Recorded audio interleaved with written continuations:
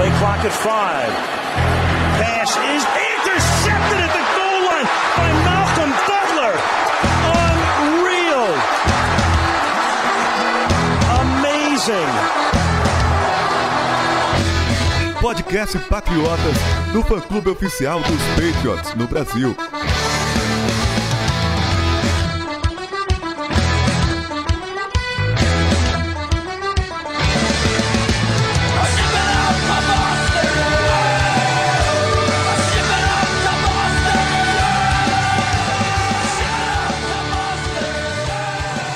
Fala galera do Patriotas, aqui quem tá falando é o Sidney. Eu tô na função do Felipe hoje, ele não vai poder participar com a gente do podcast, então vocês terão que me ter aqui como host, como apresentador. Perdoem aí qualquer falta de traquejo na função, mas vamos fazer nosso melhor aqui. E estamos chegando aí com o podcast 125, em que a gente vai falar das movimentações no elenco. A gente teve muitas interações essa semana no Twitter. Eu queria dizer só que esse podcast vai ser bem focado nas movimentações que já foram feitas na Free Agency, né? A gente não vai falar de draft agora, então não se preocupem que isso vai ser abordado a partir da próxima semana aqui no podcast. E hoje eu estou com a companhia do Arthur. Tudo bem, Arthur? Tudo bem, Sidney. De volta aqui ao podcast Patriotas. Passei algumas semaninhas fora, ali depois do Super Bowl. Fiquei um pouco abalado psicologicamente com aquela derrota, mas já estou de volta. Falar agora de movimentações, como você disse. E para quem já quiser saber, a gente vai ter podcast na próxima semana sobre os quarterbacks do draft. E daqui a 2 semanas, já um pré-draft ali saindo na véspera do recrutamento, trazendo todas as últimas informações sobre quem os Patriots podem draftar. Galera, se você ficou triste aí também com o Super Bowl e demorou a conseguir retomar suas atividades, o Arthur só agora tá voltando. Então alguns sofrem mais aí do que outros. E estamos aqui com o Gabriel também. Tudo bem, Gabriel? Tudo certo, bom voltar aqui. Beleza. Galera, eu queria começar esse podcast primeiro corrigindo um erro, uma informação imprecisa que a gente deu no podcast 124 com relação ao Nate Solder. No podcast que a gente falou da saída do Solder, assinando com o Giants, a gente comentou sobre um tweet que saiu, informação de que o dinheiro que o Giants tinha oferecido para o Solder seria parecido com o dinheiro, com a oferta dos Patriots, né? Ele até usou a expressão somewhat equal money, ou seja, um dinheiro parecido, similar. Mas o que o Tom Curran, né, que é um dos mais respeitados insiders dos Patriots, falou é que apesar da oferta dos Patriots ter sido sólida, ela não foi similar à do Giants. Os Giants ofereceram bem mais dinheiro e por isso o Solder saiu. Então, deixar claro que quando a gente falou que a oferta era parecida, é porque isso é que estava rolando na época que a gente gravou o podcast. Outro recadinho para começar também, que esse podcast só está saindo na sexta, né? Diferente do nosso padrão, que é sair na quarta, porque a gente teve algumas incompatibilidades de horário aqui de agenda. Não conseguimos reunir todo mundo para gravar devido a compromissos, então estamos gravando na quinta para ele sair na sexta, então vocês perdoem aí que na próxima semana deve voltar tudo ao normal. O último recadinho que a gente tem nesse podcast 125 é sobre os sócios patriotas, né? Muitos de vocês que já nos escutam já participam, já conhecem. A temporada ainda não começou, mas a temporada dos sócios patriotas sim, né, Arthur? Sim, a temporada dos sócios patriotas já se renovou quando a temporada 2017 da NFL acabou, ou seja, a nossa meta já foi restabelecida, a gente já tem de novo aquele de conseguir a jersey, conseguir liberar o kit, e a gente precisa que vocês contribuam mensalmente para o nosso projeto continuar vivo. É no mesmo esquema do ano passado, R$15 você ganha um cupom, R$30 2 cupons, R$45 3 cupons, e no final do mês a gente vai sortear livro do Anthony Curti e camiseta da Action Shop. Beleza, galera. E lembrando que se a gente atingir a meta, no fim da temporada tem aquela jersey, né, esperta dos Patriots, então é uma chance boa aí de conseguir, né, uma camisa oficial. Então participem com a gente.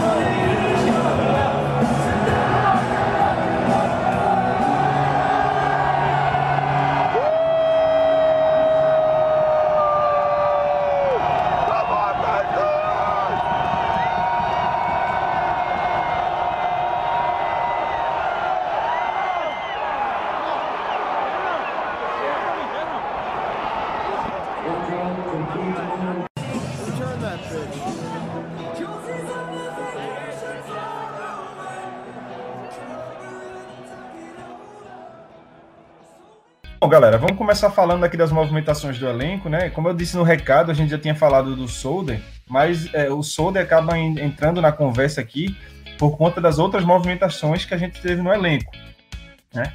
Tem até uma pergunta aqui do Duda Martinelli que mandou pra gente, e o substituto do Solder, né? Virado do draft ou a gente já tem? A resposta dessa pergunta pro Duda Martinelli e pro resto da galera passa pelos outros dois jogadores que eram free agents dos Patriots da posição de tackle, né? O Cameron Fleming e o Le'Veon Bell. O Cameron Fleming saiu, assinou com o Dallas Cowboys, né? Um contrato de 1 ano, $2,5 milhões, mas o Le'Veon Bell ficou, né? Assinou com os Patriots um contrato bem parecido, né? Até mais barato do que o do Fleming, um contrato de 1 ano e $1,5 milhões. Então, como é que fica o elenco dos Patriots na posição de tackle no momento? A gente tem o Edel como mais experiente, né? Assim, eu vou considerar só aqui, para efeito de conversa, a posição de left tackle, né? Na posição de right tackle, a gente tá o Cannon lá, que é titular absoluto da posição. Então, a gente fica com o Le'Veon Bell na frente e atrás dele, o Anthony Garcia, que foi selecionado no draft do ano passado, mas não participou da temporada. Ele teve um problema sério aí até extracampo, né? Uma lesão, uma doença não relacionada ao futebol, e que recentemente foi liberado para jogar. Então a gente tem o Edel e Garcia, mas o Garcia ainda é um incógnito, não é, Arthur? Porque ele vem de uma doença realmente muito séria, teve coágulos sanguíneos, ele perdeu muito quilo. Para você ter uma ideia, o Garcia perdeu 18 quilos e isso, principalmente para um tackle, principalmente para um left tackle, afeta muito no jogo dele. Então ele tem que recuperar essa forma física.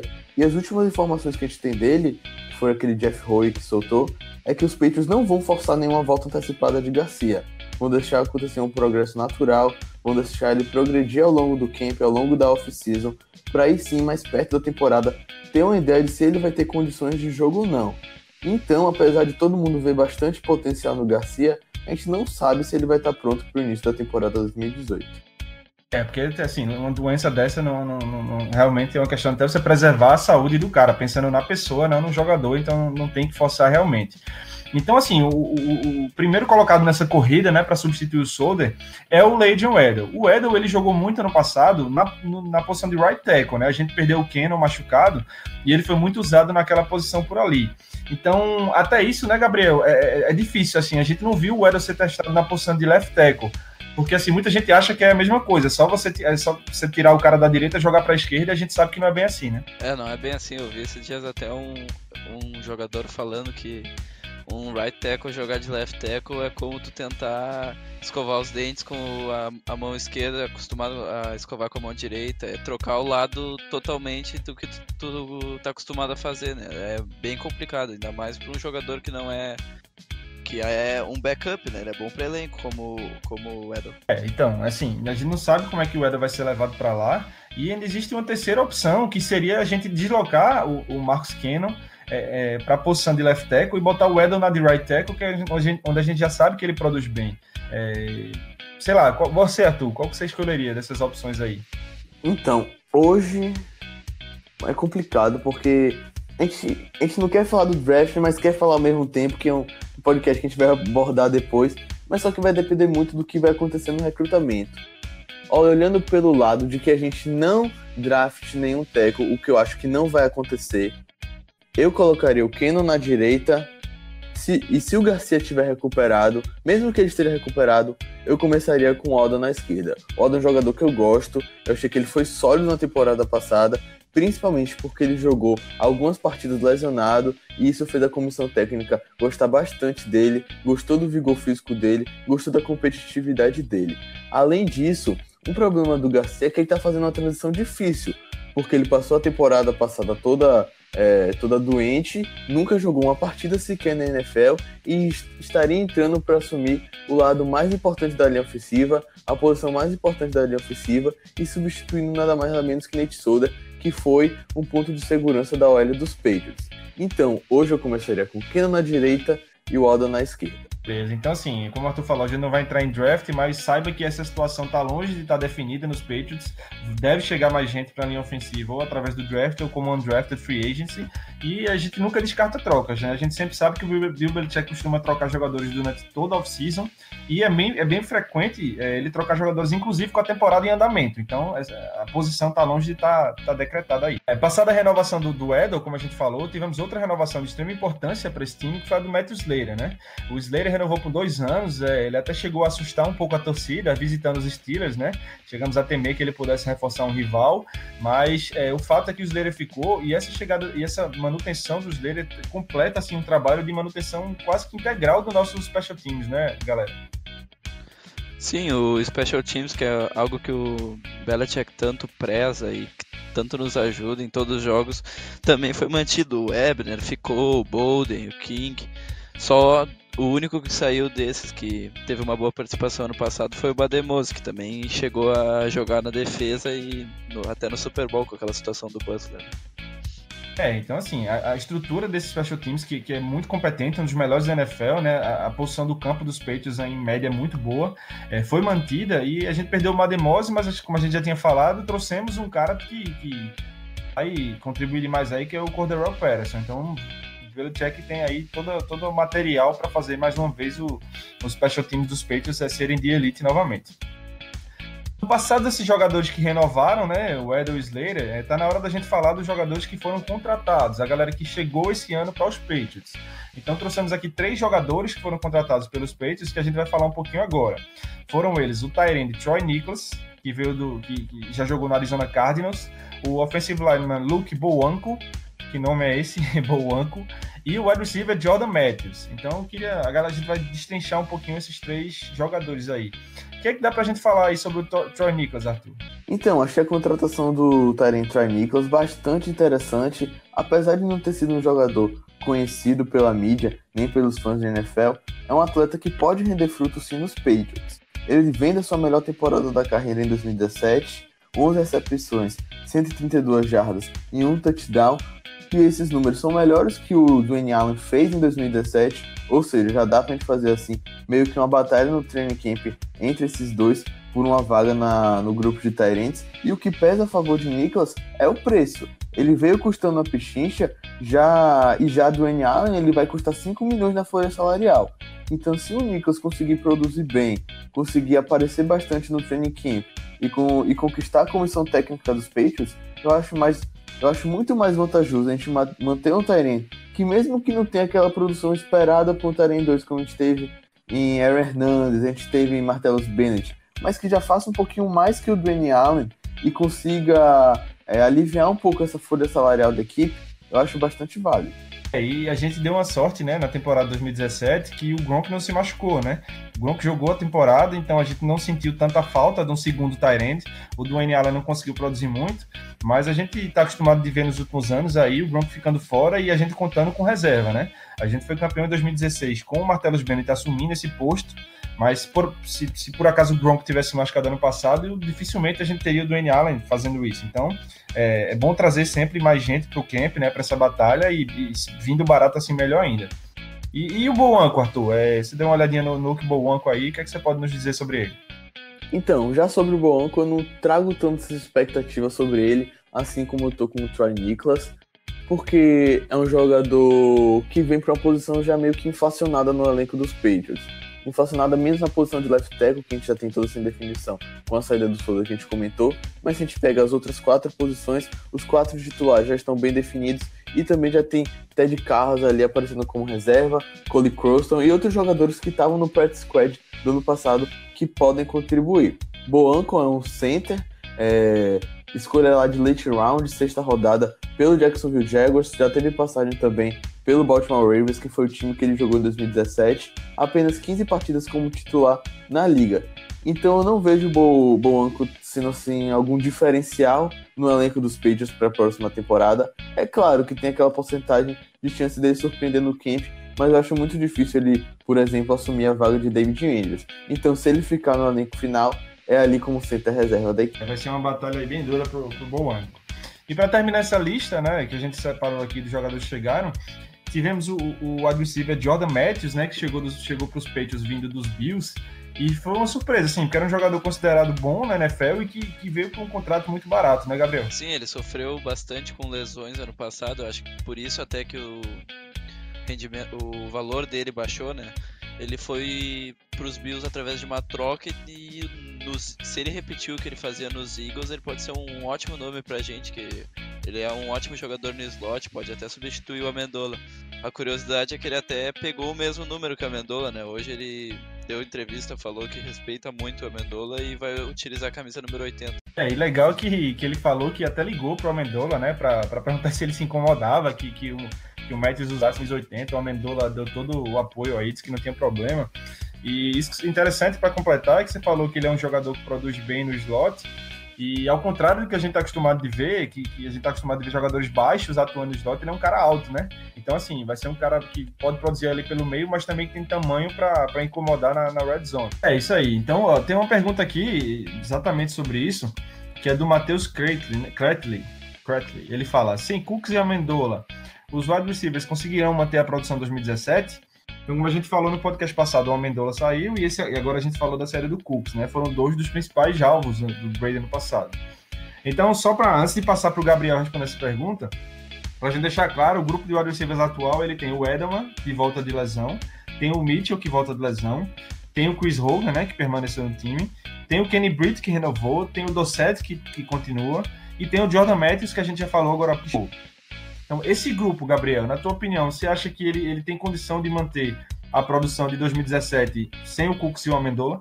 Pra mim, eu acho que o grupo tem todo o potencial para manter o mesmo jogo, com o Edelman voltando, o Bridge tendo mais tempo, tendo um training camp com os Pats, o Dorsett também tendo um training camp com os Pats, o Mitchell voltando, com o Jordan Matthews. Eu acho que pode ser um grupo bem bom, continuar sendo. E o Mitchell, eu acho que é um dos nomes mais interessantes da gente pensar, porque com a temporada de calor que ele teve, e aí a gente quase nem lembrou muito que ele estava fora no passado, que ele não jogou nada. Então, eu acho que pode ser um grupo muito interessante. Eu ainda tenho minhas dúvidas sobre esse retorno de Malcolm Mitchell, porque pelas últimas informações, o joelho dele, apesar de ele ter passado toda a temporada 2017 fora, ainda não está no melhor estado.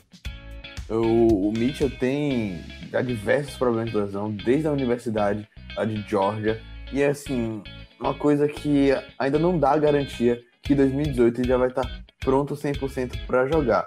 Então ainda tenho minhas ressalvas com ele, não sei se ele já vai estar 100% pro training camp, tampouco pro início da temporada. Mas assim, manter a produção eu acho que é realmente possível, mas só que um grupo com características diferentes. Com a saída de Cooks, quem ali poderia assumir a função dele, que era essas rotas verticais, é o Philip Dorsett, que entrou para essas jogadas em 2017. É verdade que poucas vezes, mas só que mostrou que tem ali flashes que pode fazer acontecer. Então ali botando Dorsett no lugar de Cooks, Jordan Matthews no lugar de Amendola no slot, e aí com Edelman de volta, com Bridge tendo mais um ano, eu acho que é um grupo que pode manter sim a produção, mas só que vai jogar de uma maneira diferente do ano passado. O Márcio Pamplona até nos perguntou se o Dorsett pode ser o substituto do Brandon Cooks, então é bem assim como o Arthur falou, ele pode e tem potencial para ser um alvo longo pro Brady. E tem uma coisa que o Gabriel falou do Dossett que eu queria até destacar, que o Dossett não participou da off-season, né, do ano passado.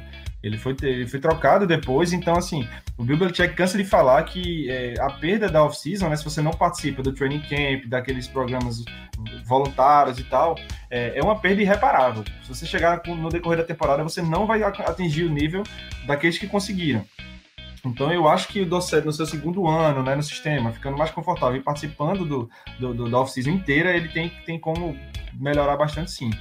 E para terminar esse nosso programa, né, nosso segundo programa sobre as movimentações no elenco, tem uma pergunta bem interessante aqui do Lucas Rodrigues, né, que ele pergunta qual foi o saldo dessa free agent, né, se foi um saldo negativo, ou seja, se, considerando todos os jogadores que saíram e os que chegaram, se a gente mais perdeu do que ganhou, ou se foi um saldo positivo. Então, o que vocês acham aí? Arthur, vou começar contigo. O saldo dos Patriots nessa free agents é o maisinho ou o menosinho lá? Então, é difícil uma equipe que joga o Super Bowl conseguir ter um saldo positivo na free agents, porque os jogadores costumam aumentar a pedida salarial, muitos se tornam free agents, e é difícil conseguir manter todo mundo. Mediante as proporções, eu acho que o Bill Belichick trabalhou bem sim na free agents, ele não fez nenhuma loucura por nenhum jogador, ele conseguiu a troca de Cooks, que dá um sinal maior pra gente no draft, ele trouxe peças por valores assim, até podemos dizer simbólicos, porque pagar 170 mil apenas garantido pro Jordan Matthews é uma pichincha, é quase nada. Ele manteve a filosofia dos Patriots de não hipotecar o futuro da franquia. Então, assim, no quesito contrato, valor de contrato, eu acho que os Patriots foram bem sim. Mas se a gente for pensar no material humano, nos jogadores, hoje o elenco de 2018 é mais fraco que o de 2017. Eu concordo com o Arthur, eu acho que o saldo é mais negativo, mas também é meio difícil da gente fazer esse saldo antes do draft. Eu vou dar minha opinião também do saldo. Eu acho problemático você hoje definir isso por dois motivos. Primeiro, porque não foi uma troca simplesmente de jogadores da mesma posição. Não é que saiu um wide receiver, entrou outro wide receiver, saiu um running back, entrou outro running back. A gente teve, por exemplo, a gente perdeu o cornerback, mas ganhou o defensive tackle. Então, são trocas de posições diferentes que é difícil você colocar e dizer agora se foi melhor, se foi positivo ou negativo. E outro problema é que algumas saídas dessas, como a do Cooks, por exemplo, envolvem material de draft, de picks. Então a gente só vai saber se não tem como a gente falar que a saída do Cooks foi um saldo negativo, porque a gente não sabe o que é que vai vir em troca ainda, né? Temos uma pick de primeiro round a mais aí, que a gente pegou na troca dele, então vai depender muito do que é que o Bill Belichick vai fazer com essa troca. Então, eu vou dar uma de Glória Pires no Oscar aqui, vou dizer, eu prefiro não opinar neste momento. Bom, galera, com isso encerramos aqui nosso podcast 125, né, o segundo sobre as movimentações no elenco. Queria lembrar a todos que essas mudanças, a fluidez desse elenco, ela continua, né, não acabou ainda, trocas podem ser feitas a qualquer momento, ainda existem jogadores free agents na NFL que podem trocar de time, então a gente vai continuar atento aqui ao que os Patriots possam fazer, a quem eles possam buscar. Lembrar também que a partir da semana que vem a gente foca no draft, então vai ter podcast agora toda semana. Tem um pouquinho mais de paciência, a galera que mandou perguntas sobre o draft, que hoje não era o momento de responder, mas logo chegarão. Então, obrigado a todos que acompanharam. Obrigado a você, Arthur, por ter participado com a gente. Obrigado, Sidney, e até a próxima. Valeu, Gabriel, um abraço. Obrigado, galera. Beleza, galera, um abração, até mais. We love our New England Patriots and the way that they play as a team. And we'll always be true to the red, white, and blue, our New England American dream. When they take to the field, they don't often yield. They'll bend, but they seldom will break. If the first half should sour, well, there's still half an hour. They'll ignore every bruise, every ache, and they'll pull it all out at the end of the bout. If it's close and the game's getting scary, if the offense can't score with a few seconds more, then we call in old clutch Vinatieri. We love our New England Patriots and the way that they play as a team, and we'll always be true to the red, white, and blue, our New England American dream. I can't say enough about the wonderful stuff that they do with a field and a ball. And when game time arrives, the team comes alive and once again inspires us all. Be it run or a pass, they do it with class. Be it sunny or snowy or rain, they'll play in the mud and it gets in your blood how much fun it is watching their game. We love our